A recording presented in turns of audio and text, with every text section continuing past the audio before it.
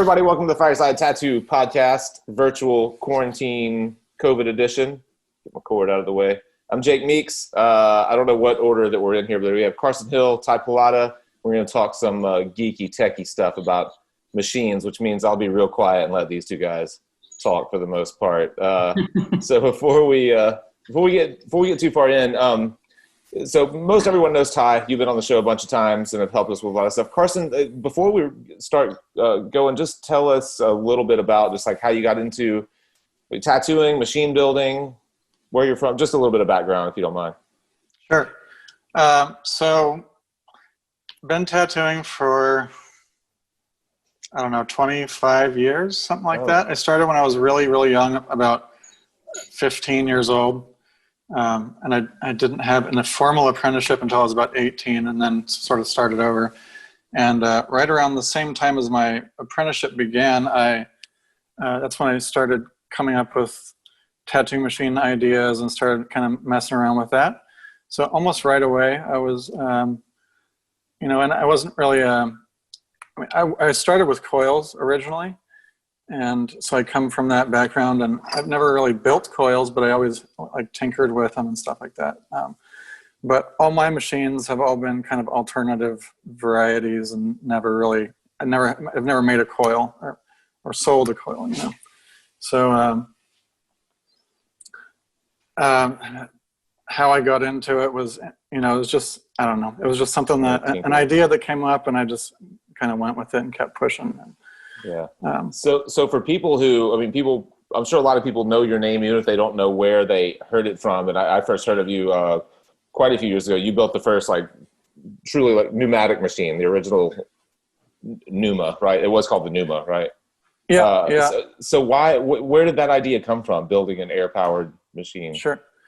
And I want to start by saying I don't know that it was the first pneumatic machine. Okay.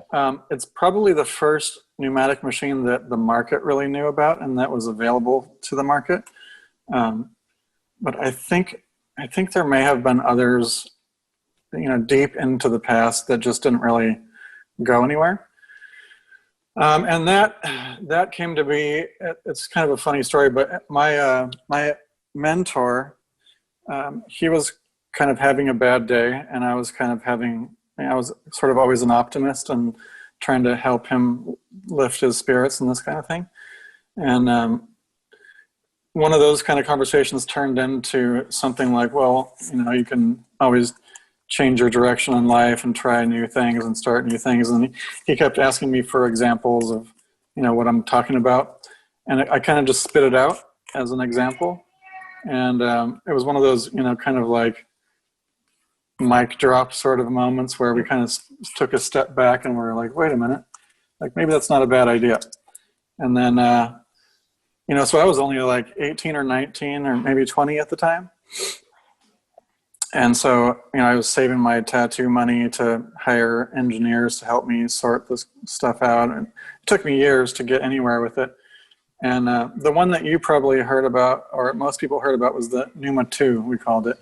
And that's because the Neuma 1 was, it didn't last long. I think I made like 20 or 30 of them, and there was just too many things wrong with it. And so I had to redesign it.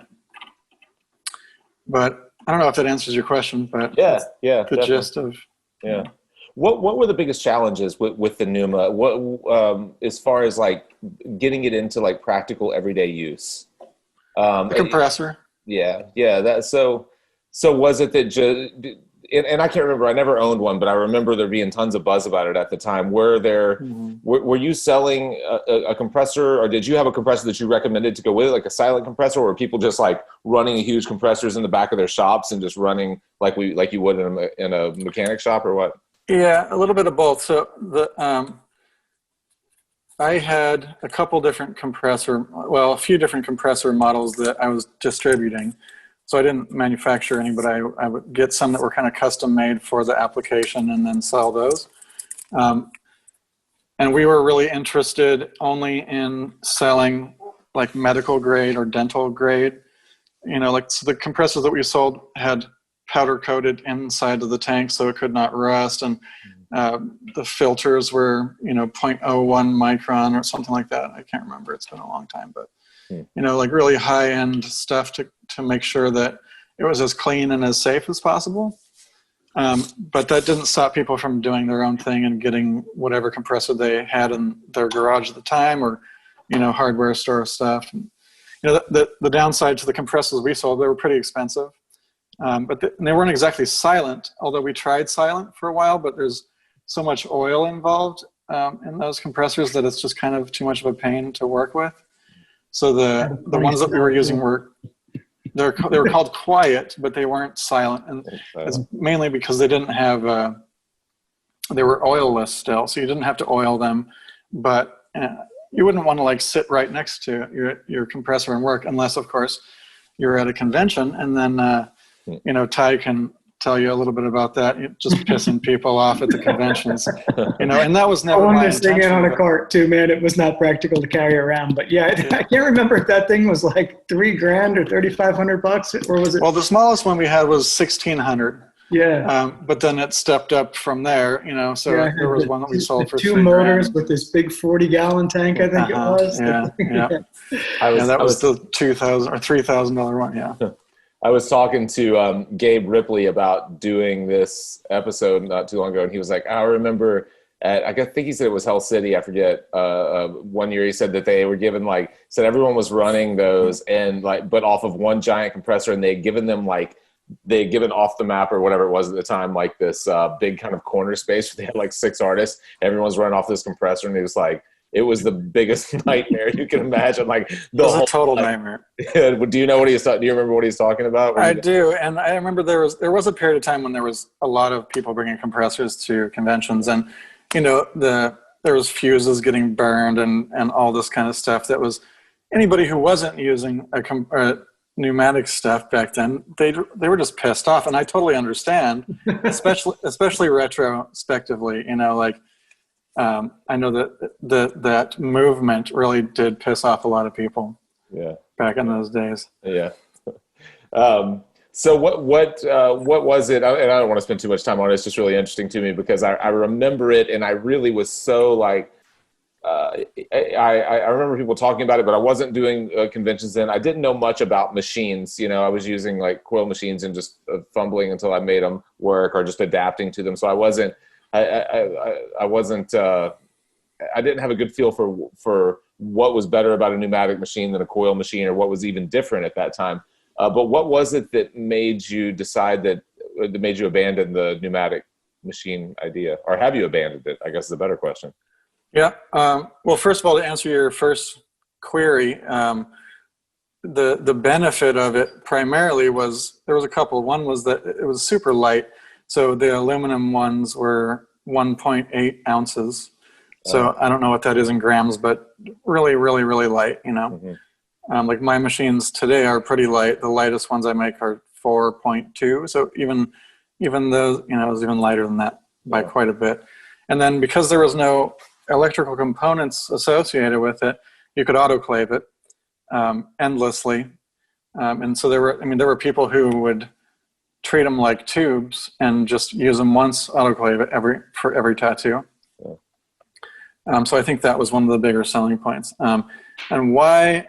So what happened ultimately was people, you know, were tolerant, some of them, of the compressor thing, but because they liked the machine. And I think ultimately what I wanted to do was try to make it easier for people, because the compressor, I mean, even for me, I was also doing a lot of traveling and bringing these big compressors. It's like a 40-pound compressor. And if you're traveling on a plane, you know, it's a total pain in the ass to bring a 40-pound compressor in addition to all your tattoo equipment and whatever, you know, clothing and so forth.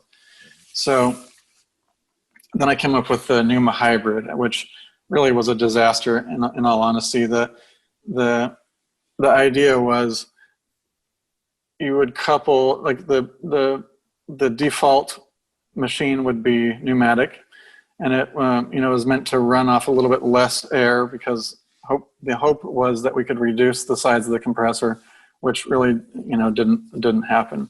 And then you could couple that with an electric module, which had this magnetic interface that would link up with the impeller of the machine, and then the motor would turn the internals of that, and therefore you wouldn't need a compressor. The downside was that some of the parts were just really complicated to make, and so we ended up getting them injection molded, and then those plastic parts ended up not lasting very long, and there was a lot of service issues, and there was too many parts. That machine had, I believe it was 47 parts, not including motor. Oh, wow. So like compared to my machine today that has, I think 8 or 10 if you count the wires and all the little washers and stuff like that. So so there was a lot of downsides with that machine. I would say the biggest upside and first of all, why I walked away from that was, it was just more work than reward. There really wasn't enough reasons to stick with it. And I probably prematurely left the original, the Neuma 2, we called it. And I would say the biggest upside to that is that I really did learn a lot about what works and what doesn't work. And so ultimately that shaped my approach to this machine that I'm working with now. Manufacturing concerns was a big downside to the hybrid, we called it. So I designed this machine to, have as little manufacturing concerns as possible, and service concerns was another one. So it's basically designed to be completely overpowered, and spec wise, you would never need the motor that it has, and you would never, it's overdone, not over engineered in the sense that. Because it's a very simple machine, right? But over-engineered in the sense that as close to bulletproof as I could get it, So I would say that's the biggest upside to all of that stuff. Ty, did you use any of the original, anything before the Neuma 4? What all? Yeah, I used all 3 of them actually. Not the Neuma 1. I never even heard of that. I found out about him in 2003, I think, with the original Neuma 2. I say the original Neuma 2, but I think we had this conversation, Carson, where there wasn't really no original versus a second version. But I had noticed at some point the first version of the Neuma 2, which was the same exact machine, had a larger air hose. So it was a high volume, low pressure. And that had this like nice little like deep sound to it that was kind of like, like a nice hum. It wasn't loud, it wasn't high pitched, but it was, with that extra volume, much more punchy is what I noticed. And then I stopped using that one for a little while, and then I got back on it. But when I got back on it, the hose was smaller. So we were then at that point, low volume, high pressure, and it was a lot louder, but a lot smoother. And I look back at some of the tattoos that I did years ago with that thing, and I'm like, damn, that was a fucking great tattoo, man. And that's what kept me using that machine as long as I did, as loud as it was. And like after a while, you're feeling like you almost hear it running in your sleep. The thing tattooed really, really well. It was, for me, the worst liner I ever used, but the best shader I had ever used at that time. And I love doing my shading and color work with that thing. Still, think about it today, like, the nostalgia of it and it being like what rekindled rotaries and stuff like that. It's got a special place in my heart and my career because it was kind of early on for me. I'd only been tattooing, I think, 5 years at that point. So that one always stuck with me as like one of my favorites. Just such a cool concept too, man, having no electric motor and it being the first autoclavable machine. It was pretty rad. Yeah. And then I used the Neuma Hybrid, but the Neuma Hybrid, when I was using the Hybrid, the silicone gasket was a little too soft. So if you crank down on the housing of the machine a little too hard, you'd close off the airway a bit. You had to kind of like tweak it just right to get it to run. It was, I wouldn't say it was heavy by any means, but it was cumbersome in size compared to going from something as tiny as the Neuma 2 back to something that was more the size of a regular machine. It was like man, I thought these things were going to get smaller in like version 2 and they got much, much larger, you know? Mm-hmm. So for me, that one was a no-go, but ultimately I just put the Neuma 2 down only because of the compressor problems. I ended up burning up a motor on I think you were saying those things were like $2,500 or something. I had the big 1040. It was Silent Air. June Air was the brand. They were like the best in silent air compressor technology. So you're paying for the name. It was the stuff all the dentists used. And I had this thing in my room at the shop, and I just wasn't monitoring my oil levels right. And I got a little too low on my oil level because it burned oil as it ran. That's what made it silent, like the compressor was like submerged in oil. But if your oil level got too low, you'd actually heat up and burn up the compressor pump. Mm-hmm. So at that point, I'm like, fuck this, man. I'm just working in somebody's shop at 50-50. I'm like, I'm throwing in the towel. I can't justify throwing more money into this thing. So at that point, I'd say that Carson had already kind of like started the craze for rotaries to take back off, because before the Neuma 2 being as successful as it was, I don't think people had much interest in a rotary at all. And then that's interesting. That's something I didn't realize. So you credit Carson with kind of the resurgence of the rotary machine. I think if you talk to a lot of tattoo artists from that era, I'm not the only one that feels that way. I think that definitely gave rotaries a boost, because nothing, maybe people weren't ready for it prior to, but it was such a cool concept, and it had such a big following that everyone started jumping on that rotary bandwagon, trying to make this, trying to make that. Many unsuccessful things that, brutalized skin too. So to go from a machine with that air that hit so smooth to the earlier, I'd say, crude rotaries that were just like butchering people, it wasn't where it is now, of course. They were pretty aggressive. I remember one of the earlier ones, I think after I stopped using that, was like the first version of the Slosh drive. Like I'm pretty sure I destroyed parts of people's bodies with that thing, man. It was just such a hard hitting machine, so aggressive, But yeah, there were a lot of things that came after that. I remember one of the earlier ones being like the Swiss rotary machine too. So many brands, everyone was trying things. That company, it was like one of the first ones to attempt battery, like wireless. Nobody gave a shit about wireless when they tried to do it, and that it just sank. No one was interested. So they wanted their power supplies, they wanted their cables. It's kind of weird where we went so fast with that wireless stuff too, though. But yeah, now on to this one. If we're getting up to the Neuma 4, I could see like why you took so much time off from it, because we were talking about you saying you didn't want to make a comeback and get back into this unless you had something serious to offer, something different, something that wasn't done already. And what Jake and I were talking about earlier was how one person comes up with a direct drive, 50 other people put out a direct drive. It is the same exact system. If you break their housing apart, you've got the same exact X center, the same counterweight on it. There was zero difference except for the body of that machine and marketing. And then same with sliders. Everyone claimed to be the first on the slider, and it was like, I think it was FK Irons had the Halo 1 or something the same time that Stigma had the Fly, and they were both slider machines, but whose was first? But then the first version of the Dragonfly was right around the same time. It's like people get wind, somebody's doing something, and we got to jump on it too just as fast, and we'll say we were first, because in the US, they think we're first. But in Germany, they think we're first. It's like no one was really first, and it was literally the same mechanism in different bodies, and nothing was different about it. And, you market something with a needle bar tensioner rather than a rubber band and call it like, the latest craze, when there really wasn't much going on. It was the same old slider with a different way to hold your needle back against the back of the tube, like little stupid things. So with this being something that's never done before, I guess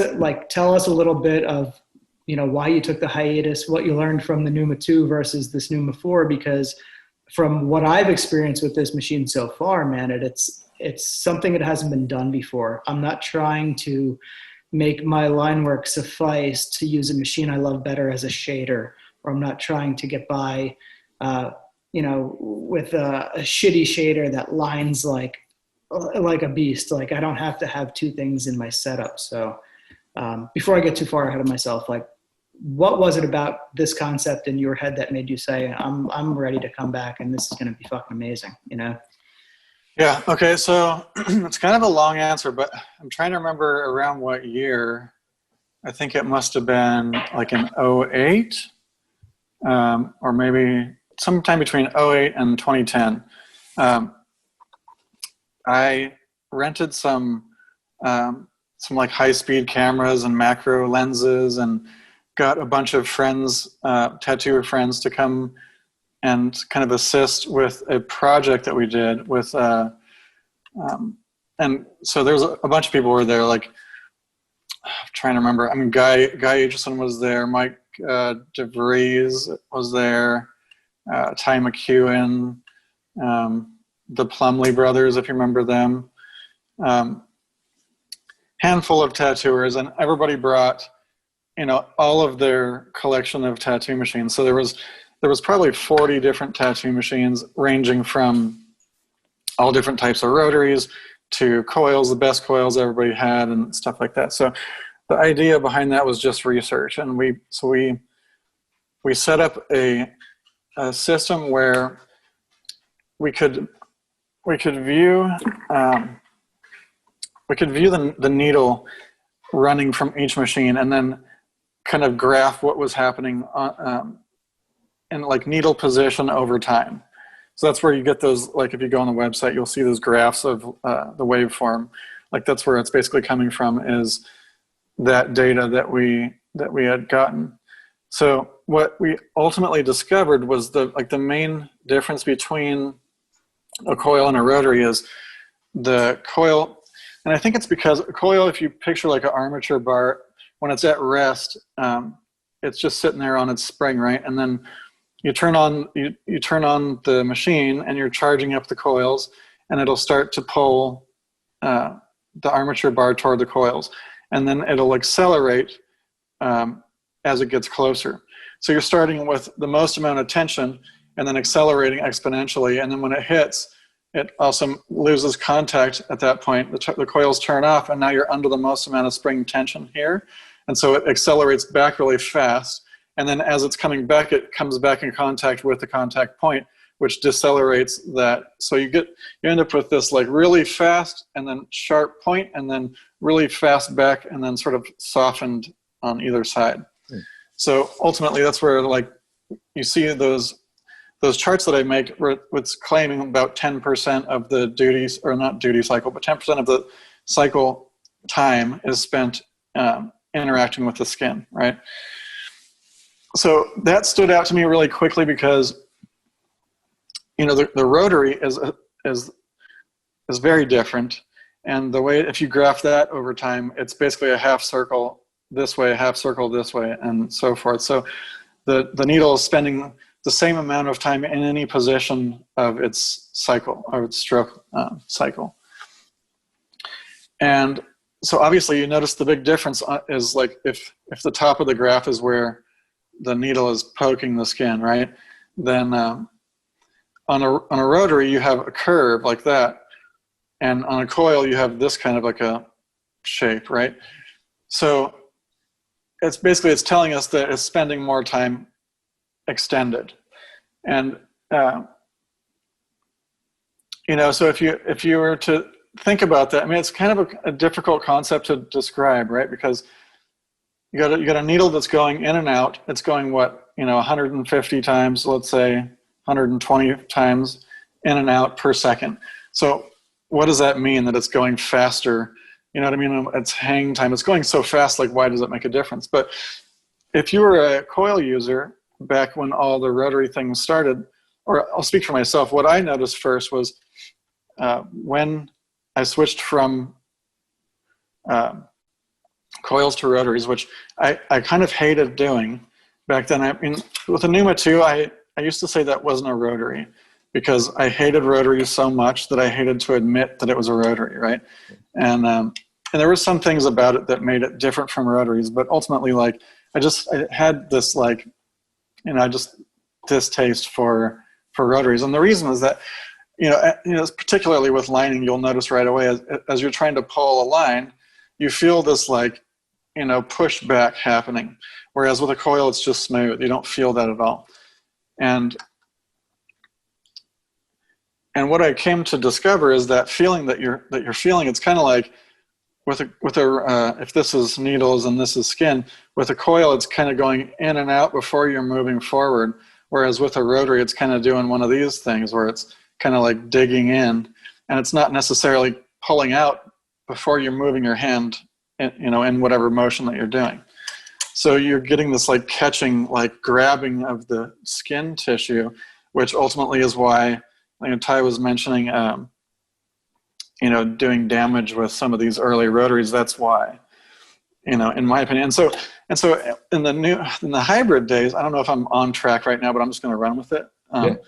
Because in the hybrid days, what I noticed is that, so what we decided once we did this study is like, okay, well, it doesn't have the give, we still didn't quite understand what we were saying. And so, well, that's the difference. A rotary has no give, and a coil has give. And so when I made that hybrid, I made the armature pin, which is what we called it, which is just effectively where you attach the needle point or needle bar. It was mounted in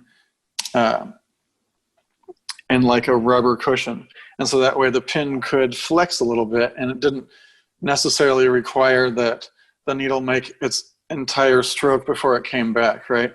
So then now you had this flexible thing where as that's coming forward and backwards, it could push that back so that it wouldn't necessarily drive through the flesh.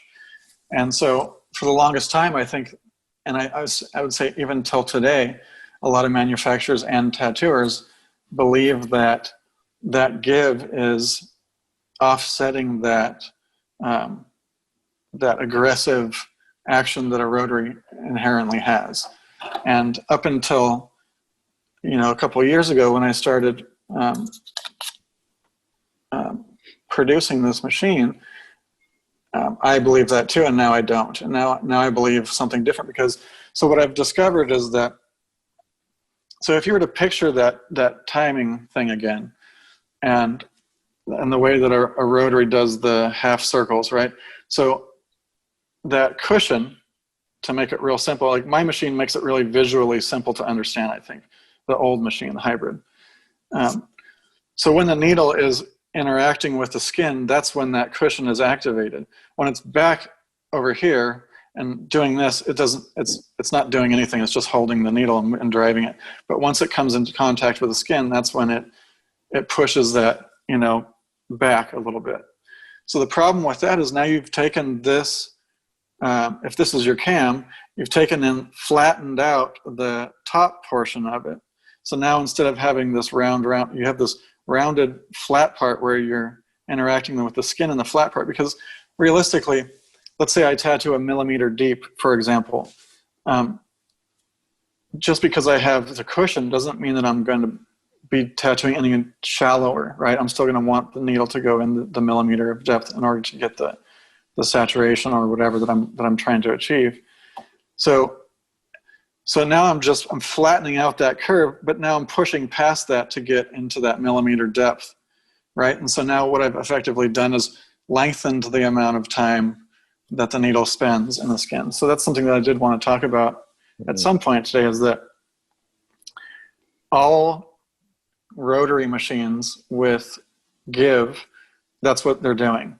It's when the needle is interacting with the skin that give is activated, and so it extends the amount of time that dwell occurs inside the skin, unfortunately. And so it actually does the opposite of what we want it to do. And that doesn't apply to coil machines. Coil machines have give, and that's what we're trying to mimic or replicate, but we're not accomplishing that. And so I think more recently people have been leaning more towards direct drive tattoo machines or rotaries, and I think that's why, because they're noticing that when they put the work of backing off into their hand again rather than in the machine in some adjustable flexing thing, they have more control over what is happening to the tissue. Mm-hmm. Yeah, spending a little less time in there too. Exactly. I did notice that even on the new cam that you have, the 40%, which originally my assumption would have been that was closer to a swash drive, because it has no give, there's no snag as much time as that's spending in the skin, it's still considerably less time than another swatch plate style machine that I use that has some give. I feel that dragging every hit with my hand speed. No matter what I do, I always feel that one because I have that thing set to a little bit of give. It's a little too aggressive for whatever reason. I don't know if it's just the mechanism in it. So I have to run it with give if I want to get a decent look in the skin.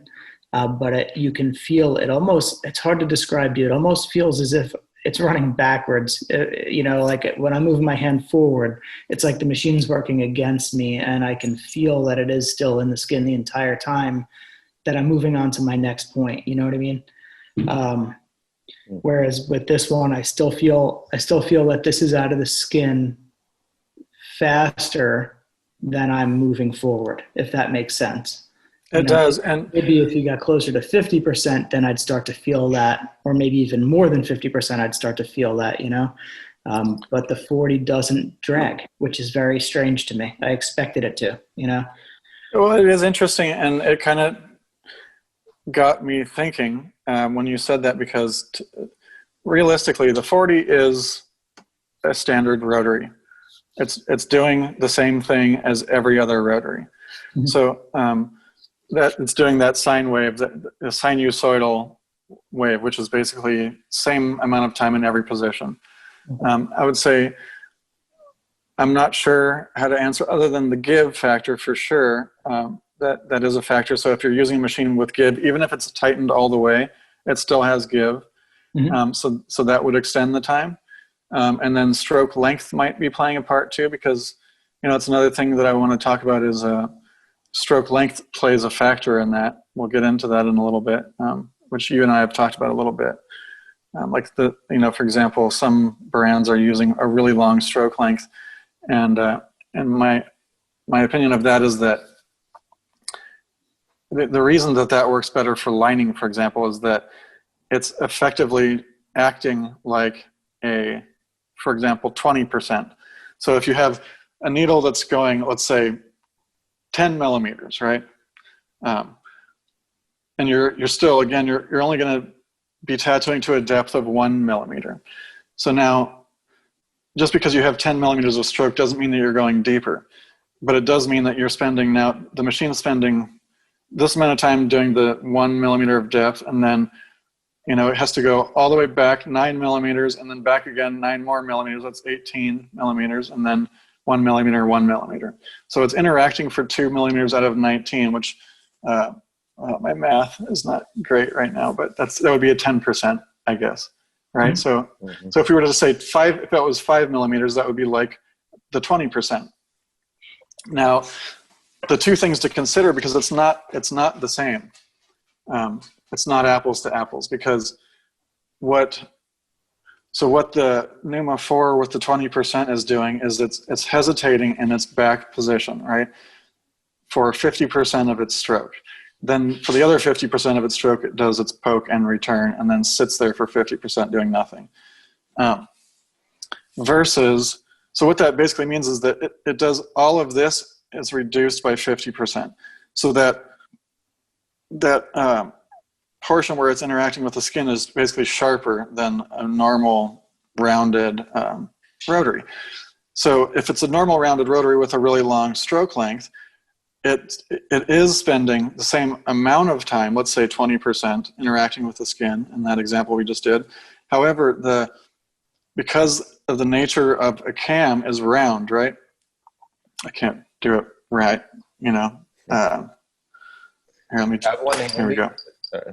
Yeah, I was going to ask if one of you guys had a cam handy so people can kind of visualize if they haven't used or seen this. I do. Yet. All right. I do. I just don't know that. I just don't know that it will really read describe that well. them. Hopefully we can drop some higher quality kind of images or video or something of the cams. So we rely on our computers. Yeah, Carson, if you hold that thing up like a top in your fingers like this, and roll it around, people will definitely see. Yeah, that's perfect. Less. Yeah. So back to the thing what I was trying to say is so because of the nature of a cam, all rotary cams they're round, right? Because the motor is spinning. So if you look at what's happening, like if I'm holding, if this is a cam and the machine is going up and down here and the needle is up there somewhere and the RCA is down there somewhere. So now it's driving in this portion of the cam and it's recoiling in this portion of the cam, right? So as it spins around and it turns the needle like that, right? So it's really only moving it forward in this section and backwards in this section. So that means in this section here, it's really just crossing over. And if you were to watch the tip while it's doing that, it's not moving anywhere. It's really just kind of sitting there, and that's where that dwell comes from. So on the 5mm version that's got 20%, the problem with that is that that 20% exists like here, where it's not doing the driving.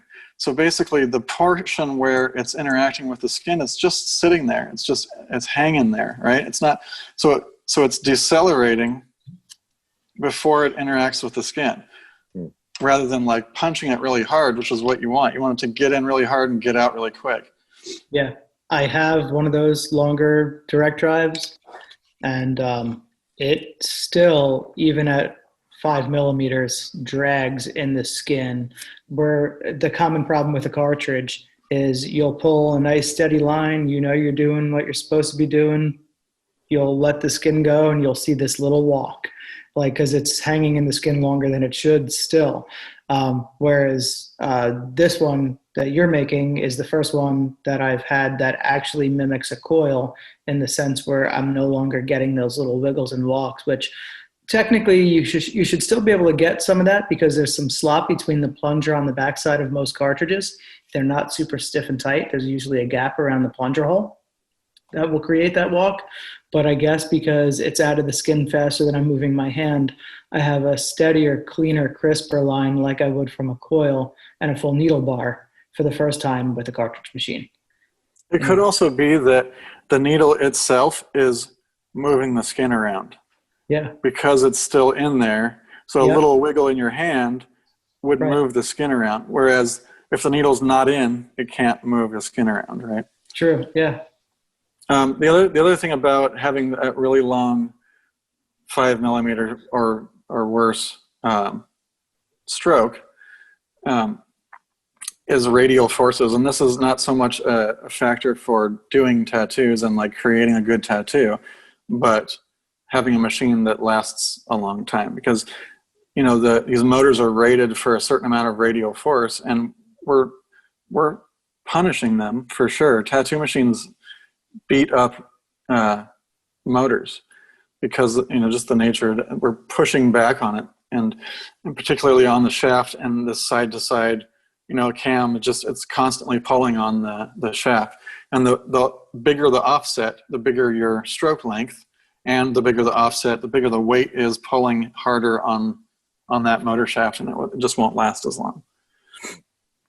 Yeah. In case that. Go ahead, Jake. I was going to say, in case we went too deep too fast, and we're talking to people who maybe tattooers that haven't been working that long, or maybe aren't familiar with making a transition to rotaries or whatever it might be. Why, and Ty and I talked a little bit about this on the last episode, but Carson, I'd like to get your input. Why do we care about the stroke length if we're only dealing with 2mm, you know, the last 10% of it actually making contact with the skin? Why is that important? And why the duration of time in the skin? In the most simple way possible, if you were talking to someone who had not been tattooing very long at all. Why do we care about the percentage of time that it's in the skin, and why do we care about the stroke length at all? Well, okay. Honestly, I think that's what we've been talking about this whole time. But no, you have. But okay, so yeah, let me think about a different way. No, I think I get what you're saying. So, and it's a multifaceted question, really. Okay. So, I remember I watched that video you guys did, and what Ty had said was related to frequency, basically. So the shorter the stroke, the higher the frequency of the needle, right? Yeah. So in other words, the more pokes per second is being achieved. But I think that is a good way to describe a coil. Whereas it's not exactly the, I mean, it is also describing some aspect of a rotary, but there's more to it than that when it comes to a rotary. So, and yes, I do believe, I agree with Ty when you said in that previous, what is it, a podcast? Is that what you call it? Video? Yes, podcast. That yes, I do think that it allows more time to pick up pigment, or it allows more room. It comes back, it grabs more pigment to bring it back down. But I really do think that it has more to do with the timing, the dwell. You know, you don't have this conversation with coils because they just get in and out so quickly. Like this conversation just it's moot when it comes to coils. It's unnecessary. But when it comes to a rotary, so like let's say, for example, you had 1 millimeter of poking, and you're using a machine that only has 2 millimeters of stroke length. So now automatically your needle is 50%. It's going to be interacting with the skin 50% of the time, which, as we discussed earlier, it just means more hang time in the skin, more damage to the skin, right? And then you factor in things like a cushion and stuff like that, and you're actually just extending that to beyond 50%, which to me is just, it sounds scary. It's too much time. But ultimately, the longer the stroke, the less time the needle is spending stabbing the skin. And the less time you spend stabbing the skin, the less, because we're moving our hand, the less damage you're doing to the skin. So like if I was just tattooing like straight, like here's my tattoo machine and I'm doing a dot, it doesn't matter. You could have a 80% stroke cycle or stroke profile, right? It wouldn't make a difference because I'm not moving. But as soon as I start moving my hand, now if it's just still in the skin and I'm moving my hand forward, now I'm tearing and doing stuff to the skin I shouldn't be doing. So I think that's also a big factor, like your hand speed. So if you're the kind of person who tattoos very fast, and that's why lining comes up a lot, right? That's why you want a shorter dwell time with lining, because you are moving your hand much faster. And if you're a tattooer who shades or colors really fast, the faster your hand moves, the slower, or the lower the percentage you want that to be, the less time you want the needle to be in the skin. Yeah. So if you're the kind of artist who tattoos very slow, then it won't bother you as much, except for lining. Yeah. And that's where that's exactly what I was looking for. When I asked that question, when I got on, I just bought the Pneuma I got it a week ago. I've used it twice. And when I got on there, I just bought the 20% cam because it said recommended. And I was like, all right, that's probably what everyone's doing. They're buying what's recommended. I called Baxter first and was like, which one are you using? I think, is that what he's using as well? The 20%? Yep. And so that's what I was that was the answer I was looking for. So what we don't want, and what I found myself doing as a beginning tattooer, not even beginning tattooer, for 10 or 12 years of my tattoo career, was just changing my natural mark making based on how my coil machine was operating that day. You know what I mean? Like whatever it seemed to, whatever kind of finicky thing it had going on that day that I didn't know, whatever problem I didn't know how to solve because I was in the middle of a tattoo and I didn't want to tear it apart and start trying to figure out why it was behaving weirdly. I just adjusted the way that I worked to that, which is the worst thing anyone trying to make unique tattoos can do, is to have to like change the way that they naturally make a mark for the sake of the machine. So that's why I was asking, why do we care about the two main points that we were just hitting on, the length of the stroke and then the duration of time in the machine. So if you were to say, if someone's jumping on to buy the Neuma 4, someone like Ty he can do 2 tattoos to my 1 of the exact same size. We tattoo together a lot. And I move very slowly, very methodically. I layer, I sculpt lines over time. I could not care less about my first pass line work. He gets in there and gets out and he's very efficient. What would you you're making a recommendation to both of us, but for which cam setup we get, what would you say? Well, I would recommend the 20% for all lines, no matter if you're building them up or single pass. I build my lines up to it. Almost never do single. I mean, the only time I do single pass lines is if I'm doing like a bloodline type thing, where you know, it's not the line, it's just a mark. Or maybe in like really rare circumstances, I might do some single pass, like really fine single pass stuff. But I would definitely recommend the 20% for all line work. And then the 28% is, it basically has a slower needle insertion. You could say it's probably reduced by, so the way that it's designed in the computer is the ramp basically that, you know, that drives the needle up and down is divided into two halves. So you have the insertion side and then the recoil side. And then so on the 28, the insertion side is reduced. The flat spot in the insertion side is reduced by 2/3 of the 20%. And then the recoil side is the same as the 20%. So you still have the same quick recoil, but a slower poke. So you have a slower accelerate or a slower velocity on the extension, which would result in a slightly softer hit. And I think that's good for black and gray because, and you know, again, there's going to be exceptions to all of these rules and people can figure out what works best for them. But so like when you're doing black and gray, when I'm doing black and gray, I tend to have a very like rhythmic pattern, way more so than when I'm doing color, particularly if I'm doing organic stuff and it's texture-y or whatever. So I'm very deliberately doing circular movement and a very rhythmic pattern with that 28, and I'm not moving really fast. I'm moving pretty slow to make sure it gets smooth and soft and even, right? So in that case, I think the 28 is good because it's got the slower extension, which would be good for a slower movement. And then it's also got the quick recoil, so it still won't do as much damage, right? The 40, I think that's kind of up, so I don't know. I'm still learning about that one. I would say that it's closer to a standard rotary. The result of it is a bit as a deeper saturation. However, I think that there's some risk associated with that 40.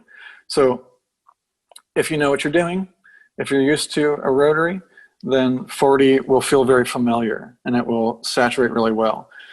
It also, it can tear somebody up if they don't know what they're doing because it does have that dwell in the extended. And so what I think if you're doing, if you're using it right, so picture like a drill press, right? And the drill is spinning and you've got a piece of wood in your hand. And just so you know, I'm not saying skin is wood and I'm not saying a needle is a drill, but if you were to really quick, like this thing is spinning really fast and you were to really quick stick the wood or the drill in and out of the wood really fast, you would have, in theory, you would have a hole the size of the drill bit. So if you were to do the same thing again, but this time slower, the likelihood is that I moved a little bit when I'm going slower, or if the drill presses, you know, in other words, the hole might be slightly bigger. So if you were to like even do this a little bit in the drill press rather than straight up and down, now your hole's a little bit bigger. And so that's what I think the difference is between, for example, the 20 and the 40. If you're using the 40 properly and you're not damaging the skin, you're making that hole, the dot size, a little bit bigger. And so it's just making saturation seem a little bit easier. More efficient. Yeah, time-wise, more efficient. But yeah, Yeah. less wriggle room for layering and stuff. Yeah. Yeah. Have either of you guys ever seen the study that, I don't want to mention the artist name because I prefer not to, but there were some studies done by some artists that basically they would take a single needle, stick it in the skin, and then like pull up with the needle still in the skin, pull up some ink around the needle, and then pull the needle out, wipe it away, he's got a dot there.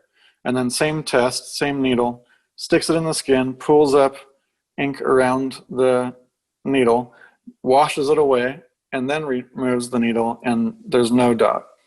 And so it's not like an absolute, because there are other variables involved in tattooing besides that example, but what it appears to be showing us is that the needle isn't driving the ink in.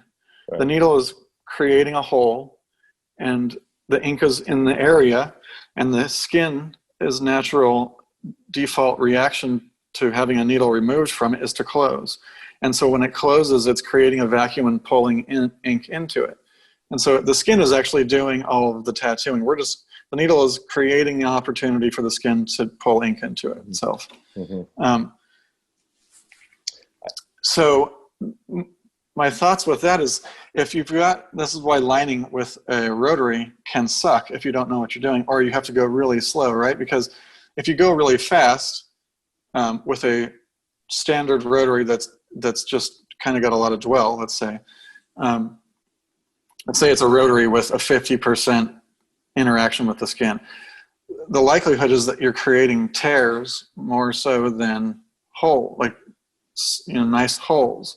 And a tear, if you could picture this in your head, a tear doesn't naturally like pull in the same way that a hole does. A hole just closes and it'll pull the ink in, right? So ideally you want holes. And obviously there's also the healing factor. It's easier to heal a hole than to heal a tear. Yeah, and that's something. It's funny that you bring that up. That's something that I was thinking about the whole time we were talking about duration in the skin. We did a series of videos with Sean Bellina from S8 Tattoo, and he's a biophysicist, but he's also a fluid dynamics guy, and he made that same point that we're not pushing ink into skin, we're actually creating a vacuum, and what we focused on in that series was more about how to increase acceleration, reduce friction and drag on the skin, and how things like ointments, and Ty, you and I had this conversation about using a silicone-based ointment rather than a petroleum-based ointment because of the molecules of silicone overlap more like scales of a snake or something like that, right? And they create almost no drag at all. And that was something that I was, we weren't talking about the same thing we're talking about here today, but the whole time that we've been talking about duration in the skin and the potential for tear, that's kind of been the question that I've had in my mind is like, well, like if we're not really pushing ink into skin, we really, ideally, it seems like we want it out of the way as quickly. We want that needle out of the way as quickly as possible so that we get as much pigment into that hole as we can before it closes up. Yeah. Yep. So I agree. Okay. That's that's really interesting. So go ahead. That silicone thing really has me. Okay, so I did find out about that. There are tons of different weights of silicone, and the issues that people were having with silicone, with breast implants and things like that, were incredibly heavyweight silicones. What's being used in ointments and things like that today so silicone is super versatile apparently, and based on the weight, it can cause some issues in skin. But with what's being used in silicone-based ointments, there's virtually no risk at all. Yeah. That's the way that I understand it. But can you give me an example of a silicone-based ointment? S8's silicone-based ointment. It smells like silicone. That's one thing I don't like about it. S8 is basically Spirit. It's the same company as Spirit, the stencil paper, but they're the kind of a technology offshoot. And they did the red stencil paper, if you remember that. That was being pushed by like Russ Abbott and Clinton Lee and a few of the people that were doing like ornamental kind of work. It's much the thing about off topic, but the thing about the red stencil paper, which I was very hesitant, it kept wiping off on me. Like I could not get it to stay. S8 sent me a lifetime supply, I think, like cases of it. And so I've been forced to learn to use it. And now I'll never use purple paper again. But between that, but it took me a while to get used to how to keep it on the skin. But they really do have some interesting technologies, and that ointment is definitely one of them. I just wish they could put some type of fragrance in it so it didn't smell like silicone. I feel like I'm working on a house. Bizarre, I'd rather stick with like beeswax and oil myself, to be honest with you. Yeah. I've been using cocoa butter for I don't know how many years. 10 years probably. Palmer's one? Yep. Okay, yeah, I met somebody else. I use it for healing. And loves it. It takes some getting used to.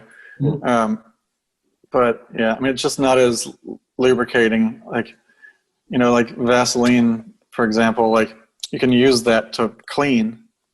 Yeah, and this doesn't have any. It doesn't act the same way. But one of the first things I noticed is that whole like motor oil under the plastic wrap effect is reduced by quite a significant margin. And one thing that that Sean Bellina mentioned to me, and of course it doesn't do anything for the cross contamination side of it, but he said that the way that those silicone molecules overlap, and basically if you were to like puncture them in any way, scrape them, if you have a layer of silicone based ointment over you and you scrape it, that it literally like folds back in on itself. So unless you really, it's not super easy to remove. And he said literally outside of the fact that they might bump the doorway on the way out and crawl, and have some issue with cross contamination. He's like, there's really no need for any type of a barrier film or a wrap at all with a silicone based ointment, because it really it bonds into itself in such a way. Yeah, I wonder how hard that stuff would be to get off the skin, like finally at the end of the tattoo, if you wanted to use like a Saniderm, say. I use Derm Shield. I love that stuff. Yeah. Saniderm, man, it's a nice one. But I would imagine that silicone would create a tremendous problem because it's pushing back out of the skin too. You probably couldn't use a film afterwards. Yeah, I haven't tried. I used Saniderm and Derm Shield for a little while, and I've just I've decided it's too much work for me. I'm back to the Kirkland, Costco, whatever, super size, 14,000 square foot plastic wrap. Yep, I'm with you on that for sure. So one thing sorry, go ahead. Whoever was going. No, you go for it. One thing that I did have that I made in a note that was really important to me, my first from 1998 to 2003 was Coils, my first 5 years. Ever since then, I've been like seeming to chase the coil liner, So one thing that I wrote was, liner versus shader, like all-rounder machine, developing a technique to get by with one machine versus actually having the ideal hit and stroke for the job that you're doing. And I feel like everyone has been like, oh man, this is all I use. This one fucking direct drive pen. I do it for everything. And I feel like you can get by with any machine. And I've tried to many, many times myself. And when I've seen, either my shading suffer a little bit or my line work tremendously suffer because I'm trying to use something that I shouldn't be lining with, that's when I always step back and go, all right, man, stop being a dumbass. You need two different machines, one for lining, one for shading, And that's one thing that makes this machine, the Neuma 4, different for me, is the fact that I can just set up one machine now. Yeah, I have two cams on my countertop, but I don't have two separate machines that I've got to carry around with me. That for me is super important, is now I don't feel like I'm really sacrificing what I should be giving my client for the sake of being a lazy fucker and only putting one machine on my counter. I finally feel like that is one thing that sets this machine apart from other machines, is a small cam is much easier to carry around with you than a giant like case full of tattoo machines if you're traveling.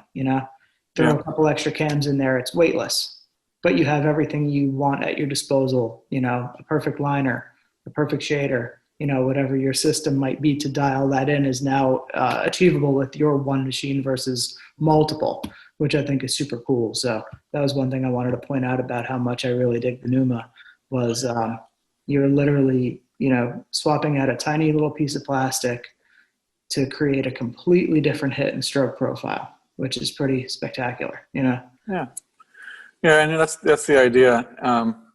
for sure. I don't know how many times I've heard people say something to the effect of, it's not the machine, it's the artist, and I agree. It's true. If you're good enough and you're determined enough, you could make a rock and a hammer produce, it's an exaggeration obviously, but that's kind of the effect that people are trying to get across, that, with a fish bone, and enough determination, a good artist could produce anything he wanted to.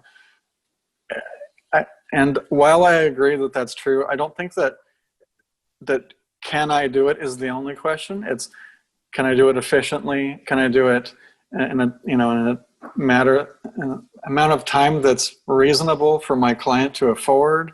There's so many different factors that come into play. And, for like, as a contractor, you don't have one hammer. You might have multiple different types of hammers. As a painter, you don't just have one brush.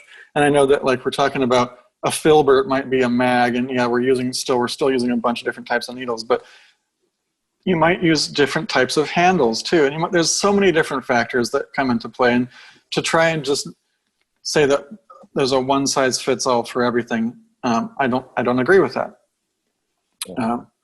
So that brush thing is a great example, by the way. I don't know why I haven't thought of that yet, but like the difference between like a synthetic or a hog hair or a mongoose, right, or like the stiffness of the bristles, that's a perfect translation to what we're talking about right here. I'm going to steal that. Sorry, I didn't mean to interrupt. Go ahead. No worries.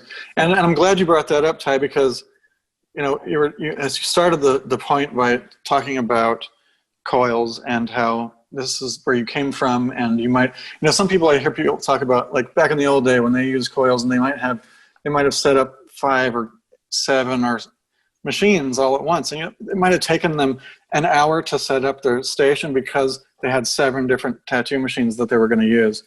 And granted, part of that is because there were 7 different needles, and you weren't going to change needles the old school way.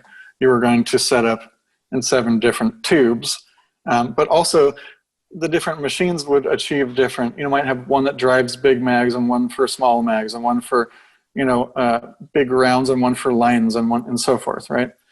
And I think that I have to say that I'm not without guilt in this either, but the rotary movement sort of has this. It's kind of like a versus like feeling that I get from it. It's like rotary versus coils, not and, you know what I mean? And I feel like the rotaries tend to, it's almost like the rotaries, it's like we're losing the soul of tattooing, right? In a lot of ways. And I think that coils is the soul of tattooing.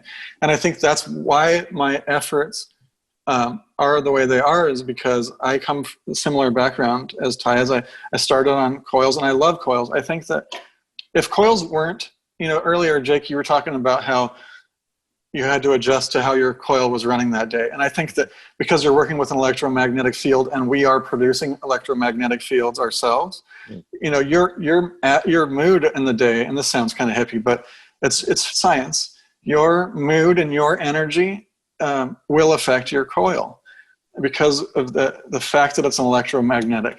And I think I'm going to tie this back together. That's a really interesting thought, but yeah, go ahead. Yeah. So my point is that I think that coils are beautiful. And if they always ran perfectly the same way that, that you really wanted them to run all the time and never needed tuning and all that shit, then we wouldn't even need rotaries, other than like maybe ergonomics and size and weight and stuff like that. But it's just client not the case. Client comfort, I think, is over the time that I've switched over and been using exclusively rotaries, and I went back to, well, I'm still a rotary. I've gone to this Dan Cuban Sidewinder a little bit. There's a noticeable difference in my clients when I switch to something that makes noise. And I think that's something that we would have never considered before. Not to get off topic, but there's a noticeable difference between a silent machine and this machine that makes noise, and how people feel like in their just in my clients. I've noticed that. I agree with that. Yeah. Like to bring my point full circle, if I can try to do that. My point was really that, I think that the message, if there is one, behind the efforts that I think I'm putting into this machine is that I want it to run more like a coil, because I think that's where the soul of tattooing really exists. And that's the reason. It's not just the whole soul, sounds cool and everything, but it's legitimately better. The action of the needle is legitimately better on a coil than if you had to compare them side by side and only relating the action and the movement of the needle, the coil is superior.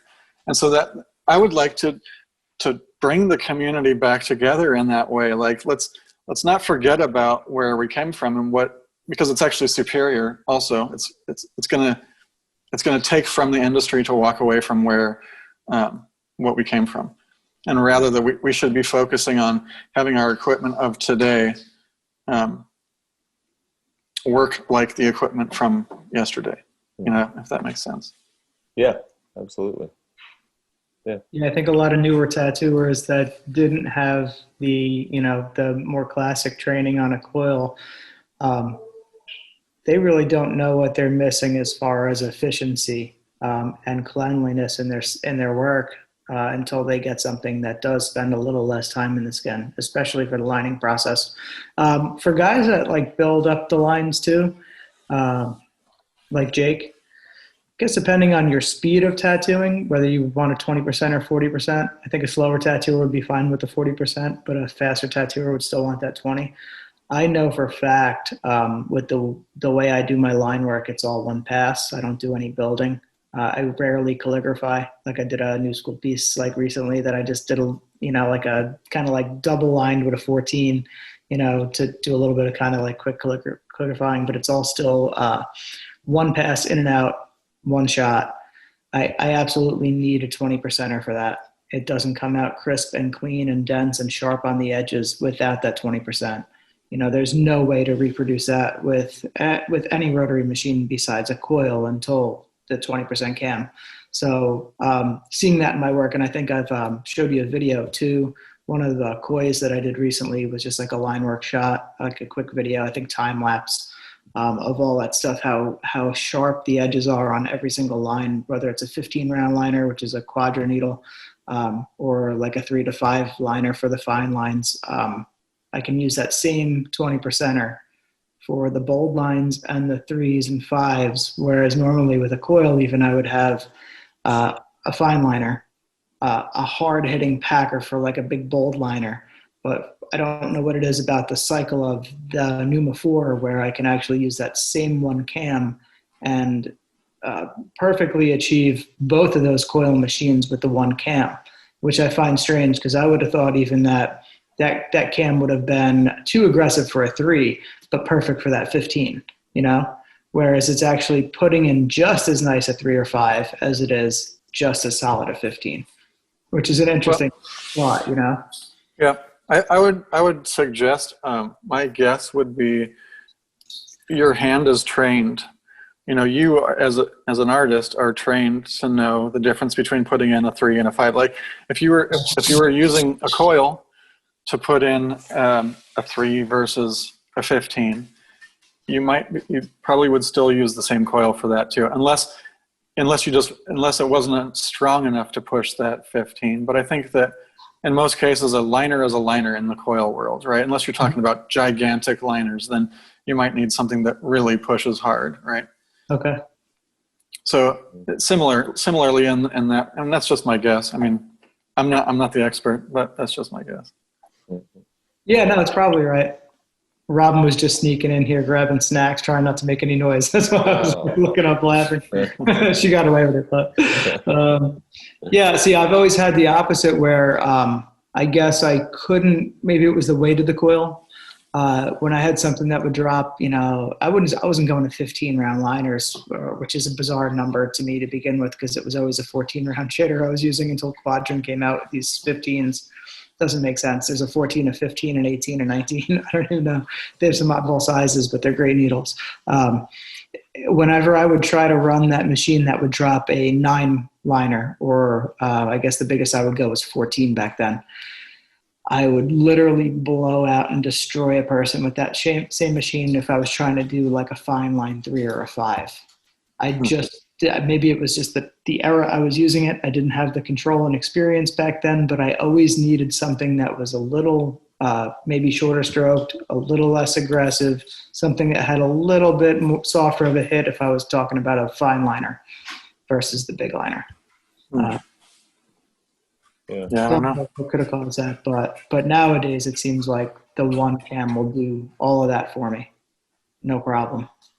I've even had that problem where like the Cheyenne pen, when I was using that a few years back, where I could get a decent 3 or a 5 liner out of that thing.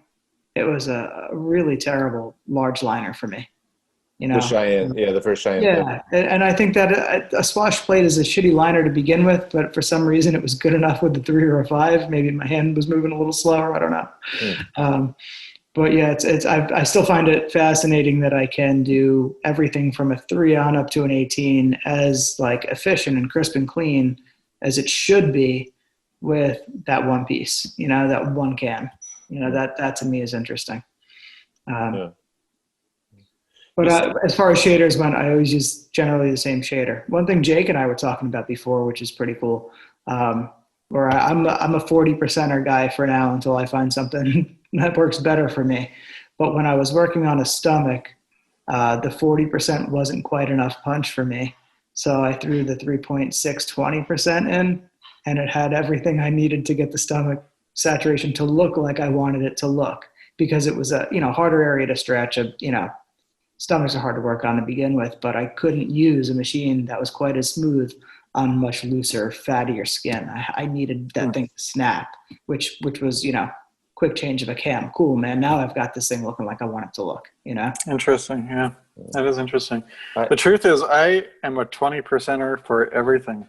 Yeah. For my shading and I would say that the 28 is growing on me for black and gray. I don't do enough of it to really form my opinion that quickly, but it's growing on me for black and gray.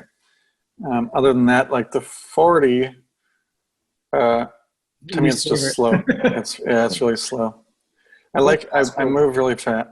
Sorry, go ahead. No, let me ask real quickly. When you're, and I don't know how many of these cams you plan to make, but what Ty was talking earlier before we started, before you came on, before we started the show, that you were talking about like a 33 or a few others. Are you? My assumption is that you were like 3D printing them and just trying things out, but he said he did not think that was the case. No. Yeah, unfortunately, 3D printing it just doesn't have the surface quality that we need it to have. Gotcha. So it's being machined at the moment, and I'm looking into doing a part injection molded, part machined, because some of the tolerances are so narrow that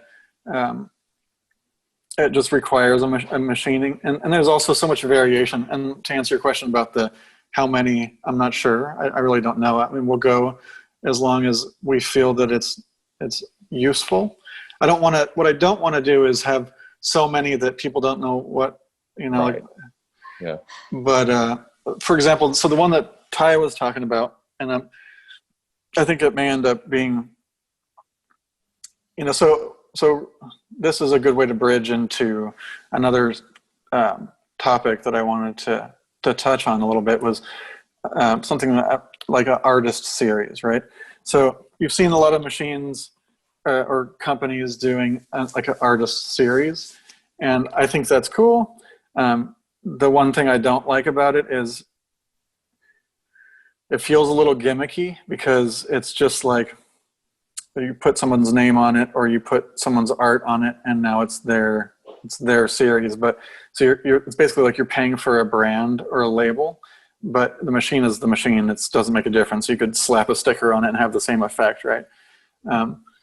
So what I would like to do is, because the cam is variable to such a degree, like for example, like the reason I'm bringing it up now is because that 33, which actually I think it's better described. I was thinking about it earlier. It's better described as a 34, or maybe even a 36. Wait, no, 32. And the reason for that is because I was doing the math, and 33, it's not a 33. So the idea is that on the way up, or the extension of the needle would be like the 40. So that half of the ramp is just sinusoidal, basically. And then the return part, or the recoil part, is snappy, just like the 28. So 40 up on one side and 28 down equates to a 34%.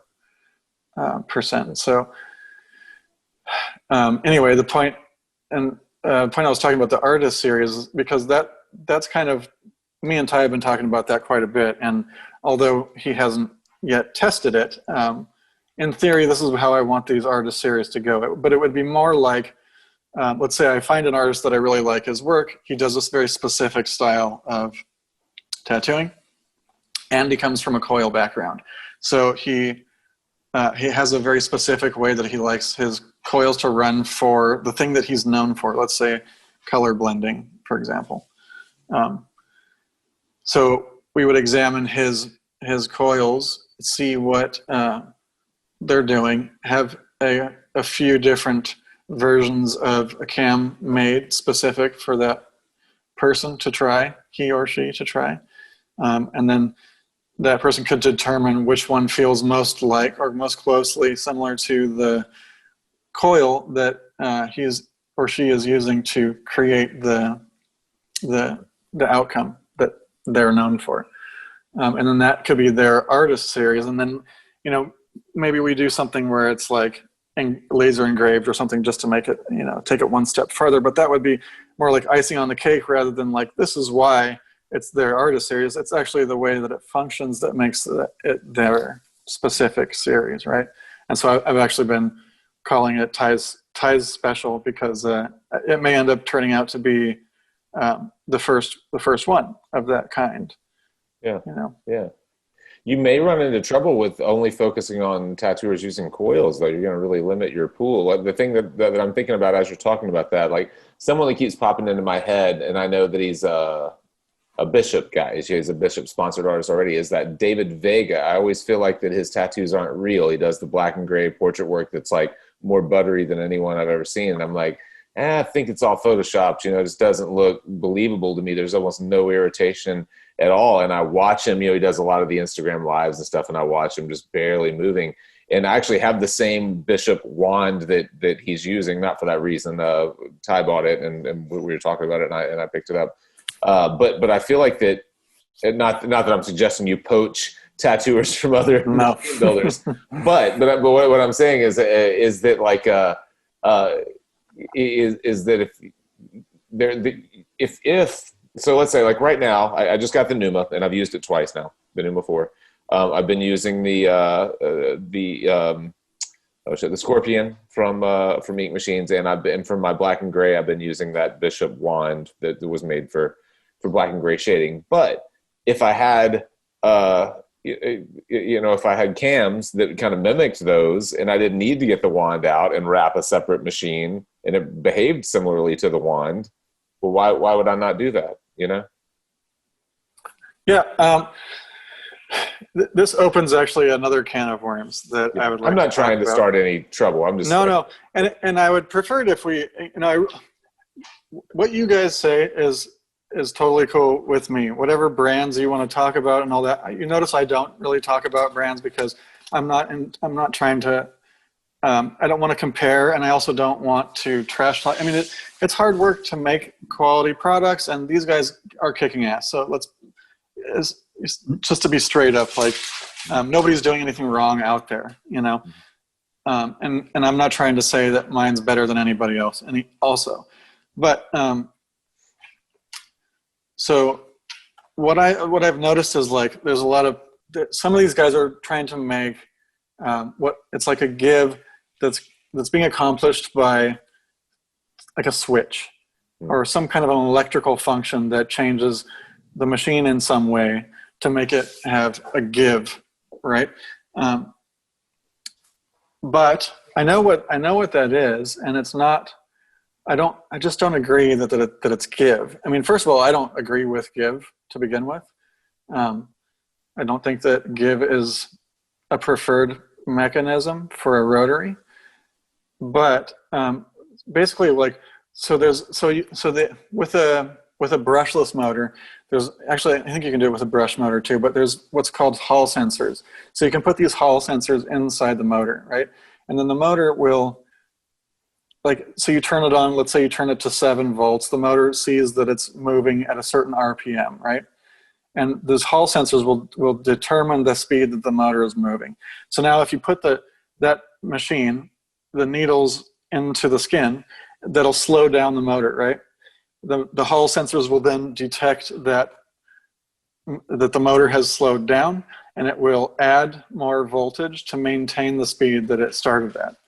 So what I think they're doing is that when the switch is off, in other words, there's no give, that function is actually on. So it's actually reversed. It's like a regular motor.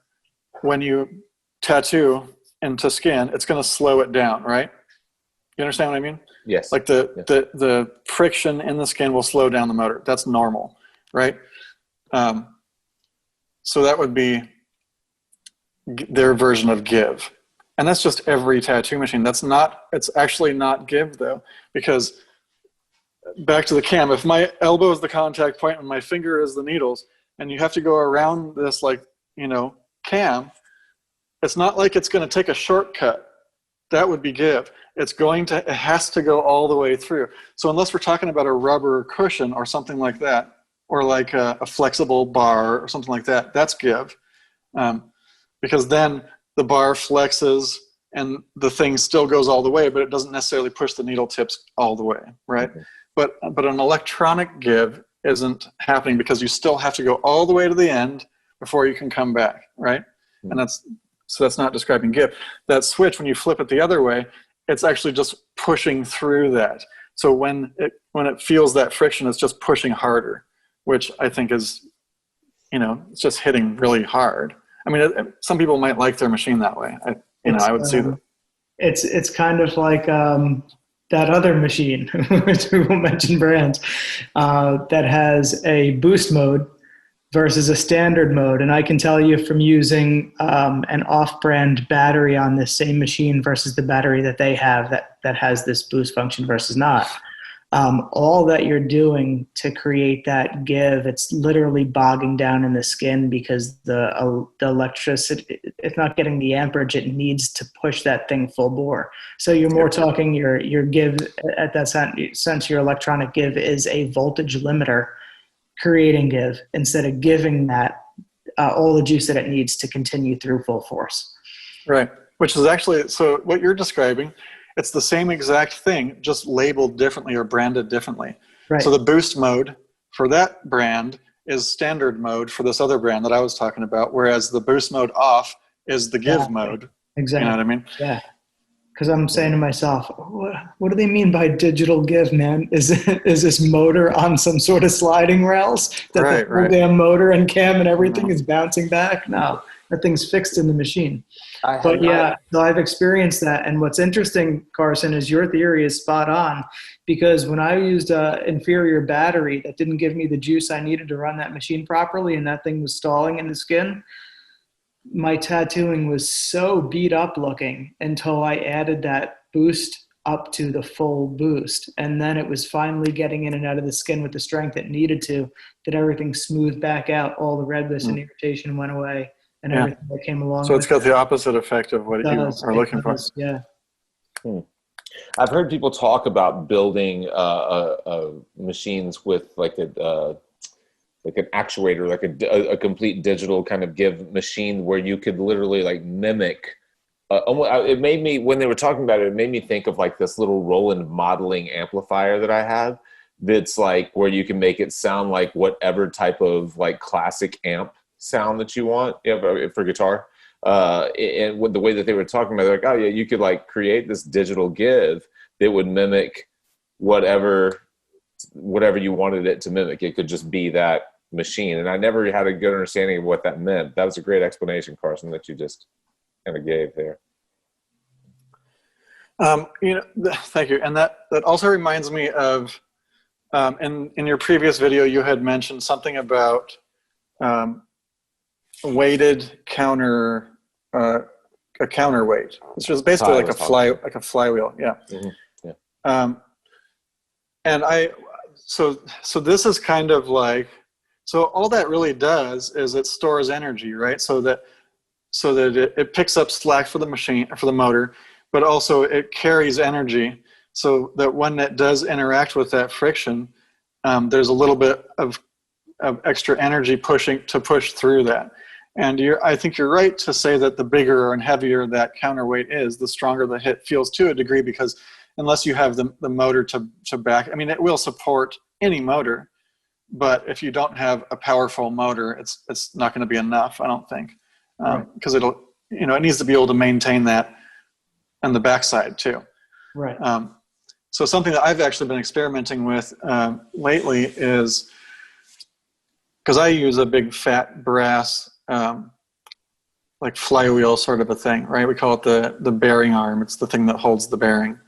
But I had them make me some aluminum ones because brass is about 3.1 or 3.2 times as dense as aluminum. And so the weight is, 3.2 times as much as aluminum.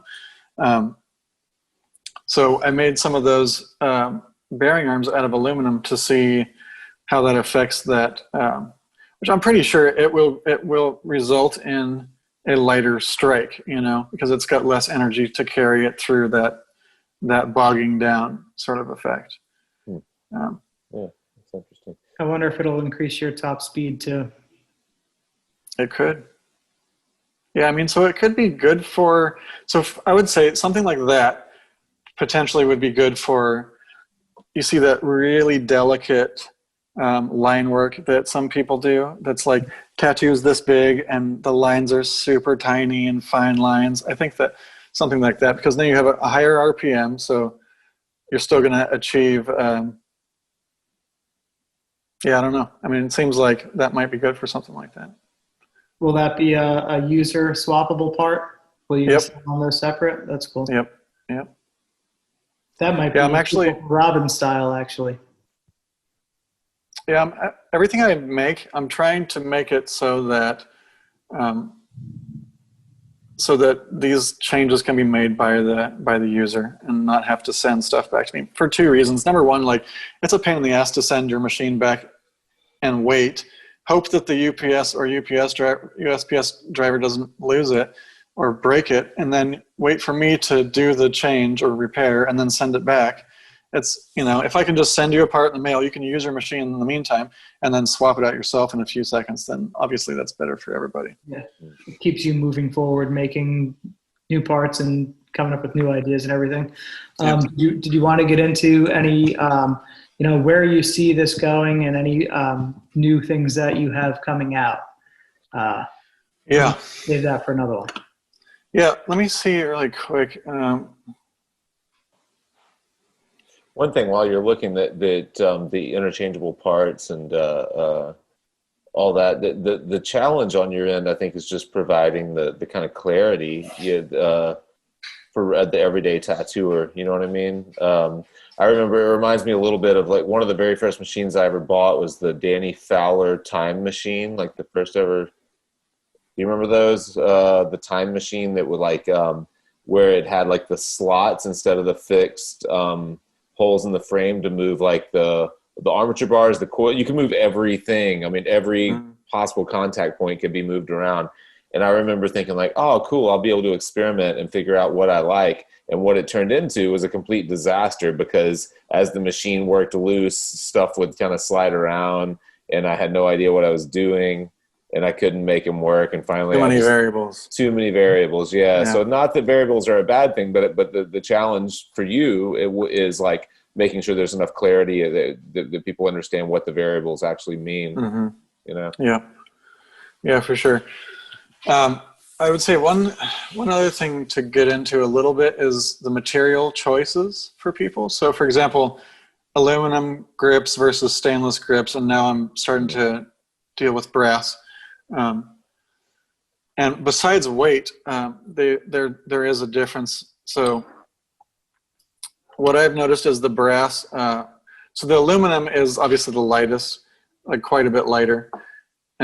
Stainless is heavier, but it feels like it. So because here's a grip right here, and this is actually a messed up one, so I get to keep it. It's got the grooves wrong. But basically, if you're looking on this side, you see that the wall is really thin, and that goes all the way up to like here-ish before it starts getting thick. And then in the front, it's very thick. So the bulk of the weight is on this side of the grip. And so the stainless is a lot heavier. It's about 2.7 times heavier than the aluminum. Not the whole machine, but just the grip. And so what that does is it brings the weight further down into your hand. And that was one of the things that I was always trying to achieve with these machines is, the problem that I find is that when you have a lot of weight back here, you've got this like fulcrum that's in an awkward spot. And I was really trying to get it to sit like that, but as much of the weight forward as possible was my goal, really. And so with the aluminum or with the stainless, now your weight's even lower, and so it just feels more natural. And sort of like how Ty was saying in the previous video, you don't have to push as much to get the needle to penetrate the skin. You just kind of like hold the machine in and move it around and let the weight of the machine do most of the work. And I would say the same is true with the brass, or even more so because the brass is even denser than aluminum. And then add to that, the brass is really soft, is a very soft metal. And so it's it absorbs vibration really well. And so the brass is really planted in your hand, and it feels really smooth. It's a really unique feeling. It's quieter, a lot quieter, probably 50%. And then it feels like it's kind of surprising how smooth it feels. I was tattooing the other day with the 40%, and it felt like the strangest thing compared to what I was used to using. So there's that. And then other than that, to answer your question about what's coming, like what's in the pipeline or what's coming, disposables. So we were struggling there for a while trying to figure out how to make that work. But I've made a breakthrough with that, and so we'll be making disposables really soon. The struggle was in the grip is the spring, and the springs aren't cheap, unfortunately. And so my struggle was two-part struggle. One was it's also got the threads, and the threads have to be just right, and the spring, so how to make it affordable so it's not a $10 disposable grip. And also still trying to figure out material, but also it's a lot of material. And what I don't want to do is start chucking tons of plastic into the environment, because I'm still a little bit of a hippie. And so I would like to maintain sustainability as much as I possibly can. Sorry about that. That's cool. Lost you for a second. So what was your, or do you want to share what your solution is on the disposables? Or yeah, so it's basically a two-piece. So I'll be breaking it into two pieces. So the way it is right now, you've got the inner housing and the grip, and the grip's housing the spring. So rather than having it that way, there's going to be a secondary grip. So just picture this in a cylinder instead of having this curvature here. It'll just be a straight cylinder. It'll be a little shorter, and it will not include the receptacle for the cartridge, but it will have the spring. And so that will screw onto your inner housing. and then you'll have a disposable that snaps onto the end of that, and at the end of the disposable you'll have the receptacle for the cartridge. But it will only need to be, a small portion of the overall length of the grip. So right away you're reducing plastic by 50% roughly. And then I'm still going to work on different variations. I've thought about different variations for what to make them out of, for example, like a hemp plastic or something more environmentally friendly. Yeah, yeah. Tell me real quickly about the spring. I noticed that, I bought like I said, I've only had it for a week or so, but the machine had a spring in it, and there was an additional spring. How do I know when to change the spring? Yep. So hopefully you won't need to at all. Mm-hmm. The reason that you have two is because I don't know like what style of tattooing. Okay, so cartridges, I don't know if you've ever noticed, but they have different spring tensions to their plunger, right? Right. So some of them have a really strong spring tension, and some of them have a really soft spring tension. And so if you're mostly using cartridges that have a very soft spring tension, and you're using a short stroke, and the amount of throw that you use is very short, so the amount of needle that comes out of the tip, let's say you ride the tip of your tube, and you use the soft tension cartridges, at that point you probably want the heavier duty spring, because what ends up happening is you get a little bit of chatter between the plunger and the can where they're connecting. Like they'll just bounce off of each other slightly. Wait, so if that's not an additional spring, that's a heavier duty spring that was an addition? Yep. Oh, I thought it was just a replacement for when one wore out. Okay. No. Okay. Sorry. Finish your thought. I get that chatter, and that's probably what's causing a little bit of like spitting if I'm using like a longer, like a 4.2. It's only happening on my 20%, not my 40, because I'm running that thing at like full 9 volts to line. Which one, not the 20? Yeah. And I've noticed a little bit of chatter, and it's because I'm using probably the soft spring was the only spring when I got mine. I'm running that thing. I thought it had to do not so much with spring tension, but velocity.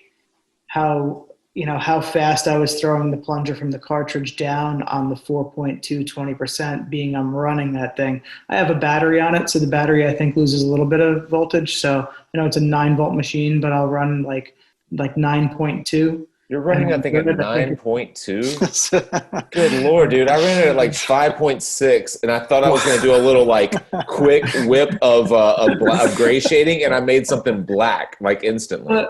See, it depends on what I'm doing. All right. So like I'll do black and gray on like 6.5 volt, but I'll generally do like 7 volts to 7.5 volts, depending on what kind of color work I'm doing. But to do those one pass lines, it's like all out balls to the wall. Like that's how you get that crisp, clean, sharp line is in a one pass is by the velocity and the speed. So the highest voltage is pretty much what gets you there. Like if that was a 16-volt machine, I wouldn't go clearly anywhere near 16 volts, but I need that 9 volts to create that speed to get that crisp line. Just because. Well, something to clarify there. If it was a 16-volt motor, you would be using 16. Probably, yeah. Because it's the voltage of the machine. Go 12 volts on 12 volts. Yeah. Yeah, it's the voltage of the machine is or the motor. It's more about the winding of the motor than anything else. So if you're running a 9-volt, I can get this motor made in 9 or 12 or 24 or whatever I want, right? Well, I mean to some degree, to some extent. But if I had the same motor in both 9-volt and 12-volt, there is actually a slight variation between the two. But if I were running the 9 at 9 volts and the 12 at 12 volts, they're going to basically be doing the same thing. Same speed. Okay. Yep. Yeah. So I mean, I know we've gone long, and I don't want to run on forever. I know and you guys are ahead of me, or Ty. I know you are. Where are you, Carson? I don't even know. Where do you live? I'm in Thousand Oaks, California. So I'm about. Oh, okay. You're still early for you. Okay. Yeah. Still earlier. Talk for a second just about voltage. I know I have rental houses, so I know on the large scale side, the 120 and 240 volt side what it actually means. But does it scale down the same way, where typically if you have your option, you would rather you get more efficiency, less, cost on the commercial side or on the residential side, even if you in a 240 volt versus 120 volts. So you're talking about air conditioning or something like that. What's the value of having a 12 volt motor versus a 9 volt motor? What are the differences? Well, so I'm not an electrical engineer, first of all. Let me just preface this with that. But so remember how Ty was in the beginning of this, he was talking about the Neuma 2, and he was talking about the large hose versus the small hose. Yeah. So the machine's still doing the same speeds, and you're still actually consuming the same amount of air in that scenario that he's talking about. It's just that because the hose is larger, it takes less speed to turn the something along those lines, right? So we're just talking about flow, basically. So so what you're describing as voltage, the 9 versus 12, it's not going to make a difference in, for example, energy costs, because the amperage is really what you would be talking about at that point. Like how many amperes are being pulled through the. I'm sure somebody in the comments is going to correct me because I'm more than likely wrong about that, but that's the gist of it. The reason that I went with a 9 volt versus a 12 or 24 is, first of all, it'll be more compatible with a wider range of power supplies, and particularly batteries. So if you have let's say I had a 24 volt, and this is an exaggeration, but I had a 24 volt motor and my power supply only puts out 18 volts. Or if I have a 12 volt motor and my power supply puts out 12 volts, but I want to push it to 14. You know what I mean? Like you can actually push these motors beyond the recommended voltage. It's not going to kill them. It will wear on them faster. But from my perspective, the lower you can get away without going super low, because if you were down into the 3 volt motor, it would still do the same thing as a 9, roughly speaking, but you would have less variation because each increment of 0.1 volts would have a more dramatic change. It would have 3 times more effect on it as it does right now. Yeah. So you have a finer tuning on a 12 volt than you do on a 9 volt, but you have more likelihood of having a wider range of batteries that will work with it. Gotcha. Yeah. The way that I understand it on the larger scale really is exactly to your point. Voltage being potential, and then amperage being like actually. We're just talking about molecules in motion, right? We're talking about electrons moving, right. And so if in a byproduct of molecules or electrons moving, if there are too many, is heat. So a 240 volt versus a 120 volt, you can move more molecules. It's like a wider hallway for the molecules to move through or whatever. So there's less byproduct of something like heat or potential damage to the other components because you've got basically a wider hallway for those things to move along. So I would guess that all things equal, if you had a power supply that could push 50 amps, or if your other components weren't an issue, the higher voltage motor would probably put out less heat and probably take less damage over time. Does that make sense, or is that not true? I don't know. That's a good question. It's a good thing we're all talking about this, because none of us are electrical engineers. I did notice I don't have any heat issues even when I run like full voltage for long periods of time, and I thought that's something to do with the fact that you're saying your machine's like an 8-piece machine. I think the lack of moving parts helps contribute to the lack of friction and heat, but I was assuming it was also 9 versus 12 that was helping with that as well. Yeah, I'm not really sure. Yeah, see, I would think it would be the opposite of that. I would think a higher voltage, I would think the higher voltage machine would produce less heat, because you had just relating it to like I said, to rental houses.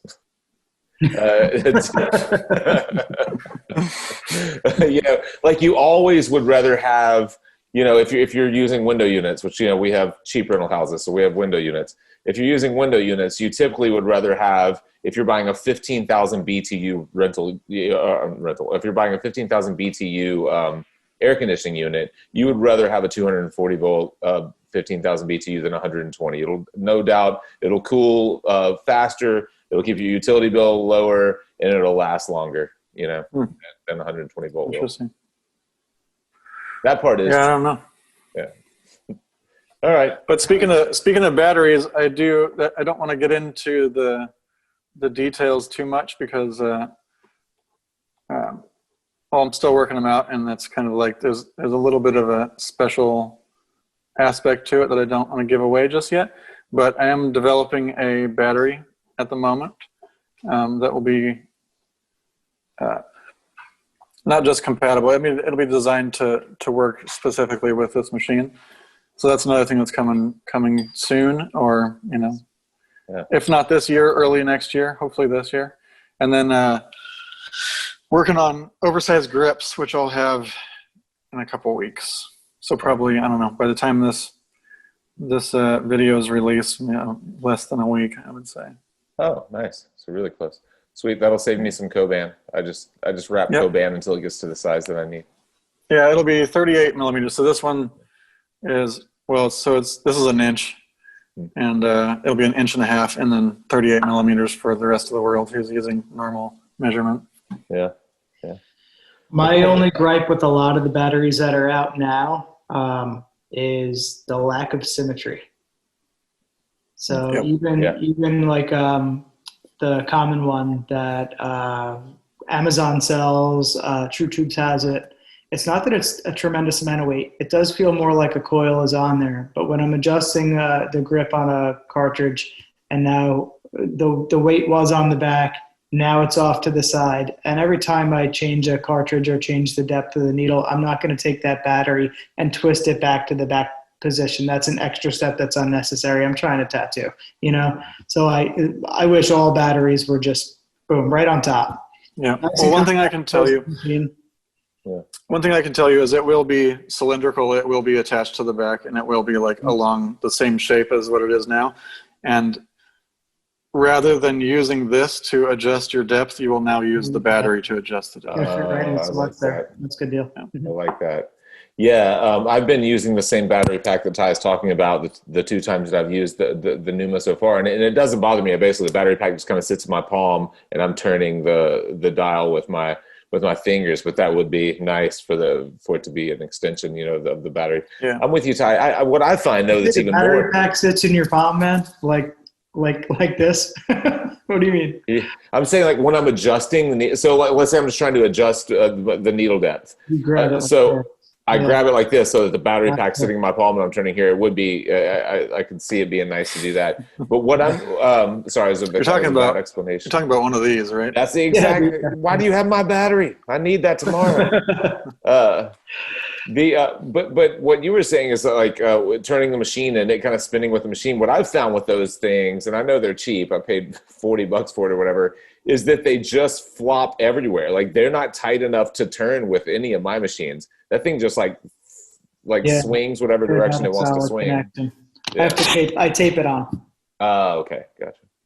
So I'll put a piece of tape across the front around to the machine connection, and then I'll take another piece of tape around the back and flip it around the front. Oh, I see. And then bag that whole thing. Yeah.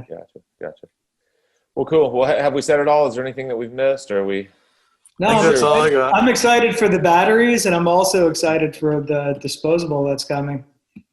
Yeah, I'm excited for that too. The little end piece is really all you need. Everything else is wrapped. Yeah.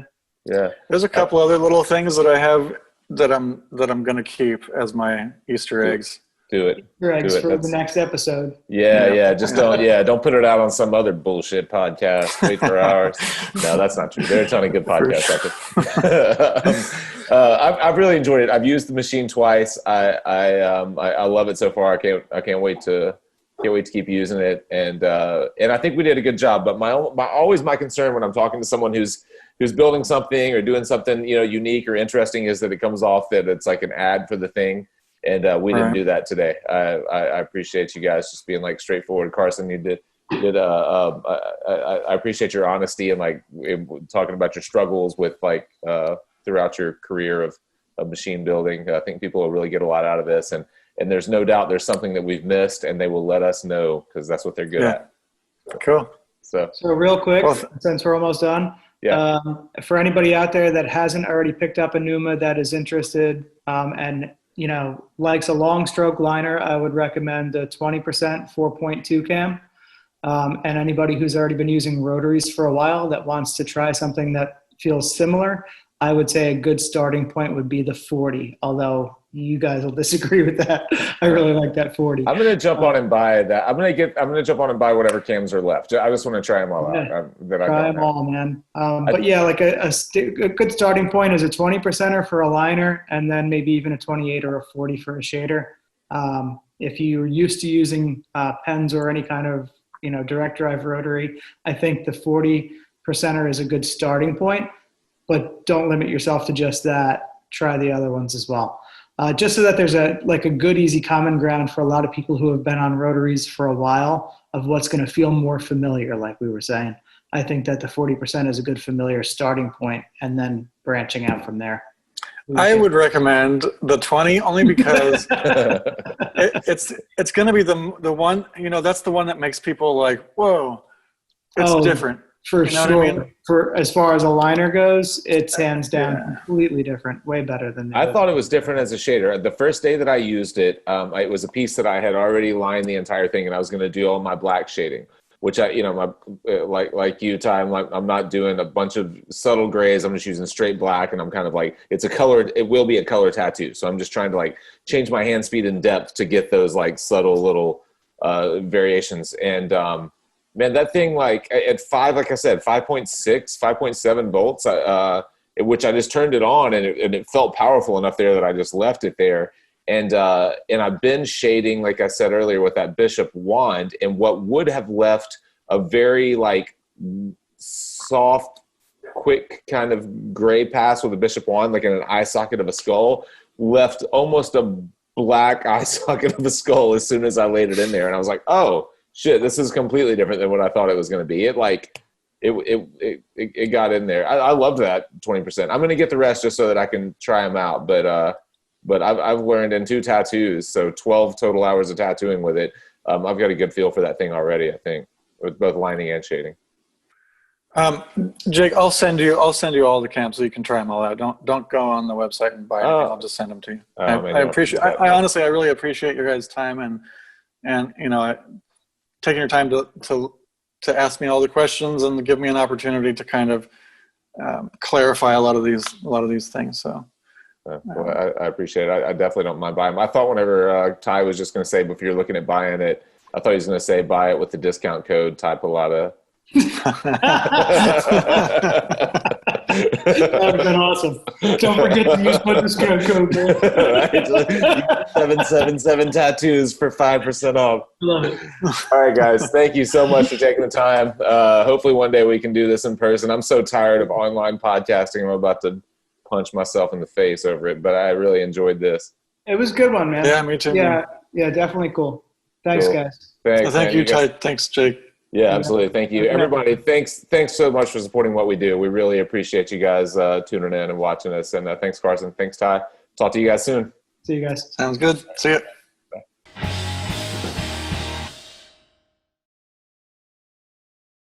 Hey, thanks again for watching. If you haven't already, we ask that you would subscribe to our channel so you can stay up to date with new episodes. Also, if you've gotten any value out of our show at all, we would be honored if you would buy us a beer at our Patreon link. And finally, if you'd like to visit our website and sign up for our newsletter, you can find out where we are going, if we're going to be in a town near you, maybe tatting at a convention or something like that. And while you're there, you can pick up some Fireside merchandise like a new t-shirt or a hoodie or a coffee mug. Thanks again.